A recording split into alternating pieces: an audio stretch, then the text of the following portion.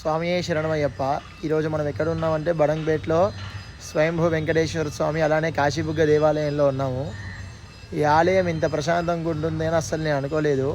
మీరు కూడా ఖచ్చితంగా ఈ బడంగ్పేట చుట్టుపక్కల ఉంటే మాత్రం ఈ ఆలయాన్ని దర్శించండి. ఇది స్వయంభూ వెంకటేశ్వర స్వామి ఆలయం. ఈ ఆలయంలో స్వామివారు స్వయంభూగా వెలిశారు. పూర్వం ఒక భక్తుడు ఎన్నిసార్లు తిరుపతి వెళ్ళినా కానీ దర్శనం కాకపోతే స్వామివారు ఆ భక్తుల కళలోకి వచ్చి చెప్పారంట, నేను ఈ ప్రదేశంలో ఉన్నాను అని చెప్పి. ఆ భక్తులు వచ్చి ప్రదేశం చూడగానే స్వామివారు ఉన్నారంట. అందుకనే ఇది స్వయంభూ వెంకటేశ్వర స్వామి ఆలయము. ఈ ఆలయంలో శివుడు కూడా ఉన్నాడు. శివుడు స్వామివారి ముందు స్వయంభూగా వెలిచారంట. దీనికి కాశీ బుగ్గ అని పేరు. కాశీ బుగ్గ అని పేరు ఎందుకు వచ్చింది అంటే, బుగ్గ అంటే చెంబు అని చెప్పి చెప్తారు. ఒక భక్తుడికి చెంబు కాశీలో పోతే మళ్ళీ ఆ చెంబు యొక్క ఉన్న ఆలయ ప్రదేశంలో దొరికిందంట.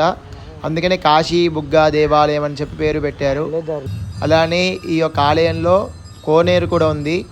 కోనేరులో నీళ్ళు ఎక్కడి నుంచి వస్తాయి అంటే కాశీ నుంచి వస్తాయి అని చెప్పి చెప్తారు.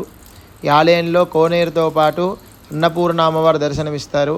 అలానే ఈ ఆలయానికి క్షేత్రపాలకుడైనటువంటి ఆంజనేయ స్వామి వారు కూడా దర్శనమిస్తారు. ఇది వాళ్ళ ఆలయ దర్శనం.